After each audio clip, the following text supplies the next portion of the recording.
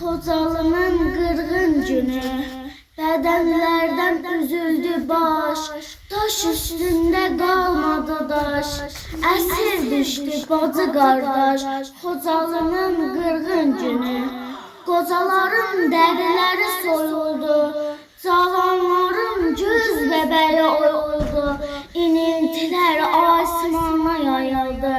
Xocalının qırğın günü, günahsız ölen körpeler, anaları qaldı mələr, başımıza gəldi nələr. Xocalının qırğın günü, kömək yoxdur heç bir yandan, neçə insan oldu candan, qan içənlər doymur qandan. Xocalının qırğın günü, bilən bilir nə durumdur, müharibələr vurumdur, bu vəhşilik soyqırımdır. Xocalının qırğın günü, meyidləri əzib orada, doğradılar xırda, sağ qalanlar dondu qarda. Xocalının qırğın günü, yerlər göylər sürkələndi, başımıza od ələndi, qadın kişi güllələndi.